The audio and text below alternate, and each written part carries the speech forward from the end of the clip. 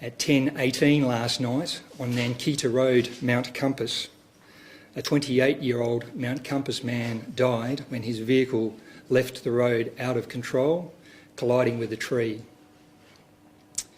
What appears to have happened with this crash is that the vehicle has lost traction as it's travelled around a bend. The vehicle has turned around 180 degrees, left the side of the road, come into contact with a fence which has caused it to turn another 180 degrees, and the driver's side door has collided with a tree, causing fatal injuries to the occupant. At this stage, the condition of the vehicle is a contributing factor.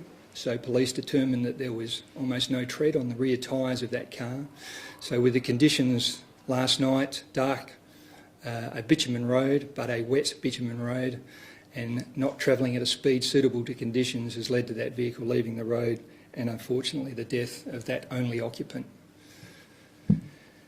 Police are aware that the driver of that vehicle had left the Mount Compass Hotel travelling to a Nankita address.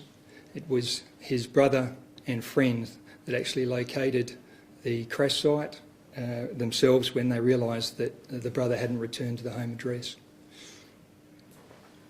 At about 7:30 last night, a 54-year-old Black Forest man was at a rail crossing at the North Adelaide railway station.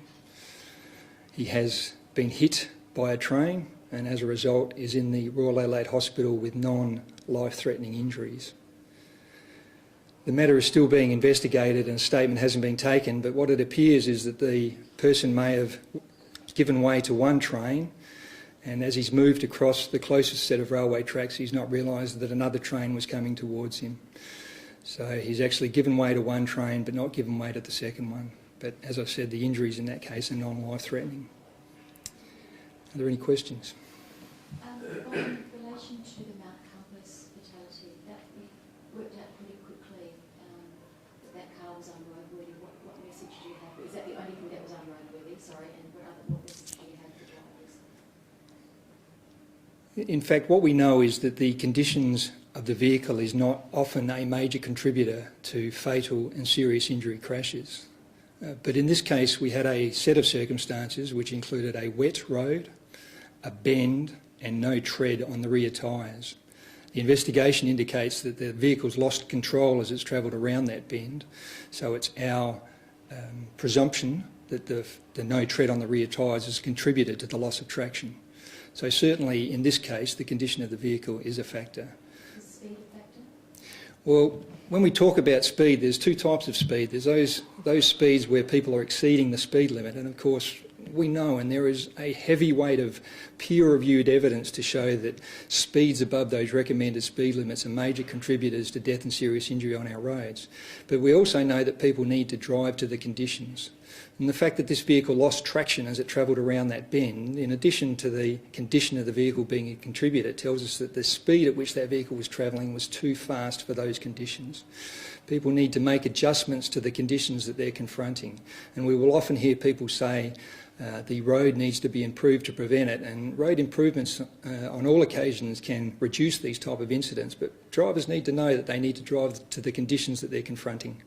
Speaking to the locals of Mount Compass today, there's a lot of shock that once again this community is going through this, another young life cut too short. Can you resonate with that?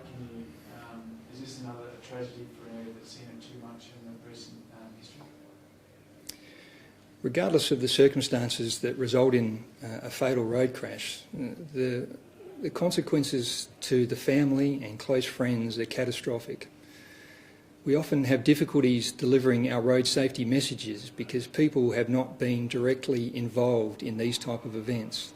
But I know that if I went and spoke to those family members and we had those people present their sides of the story, then they would support the measures that are taken to try and prevent these incidents from occurring. So regardless of how these crashes happen, the consequences for family and friends and for small communities are catastrophic. And these are the reasons why we're trying to prevent them from occurring.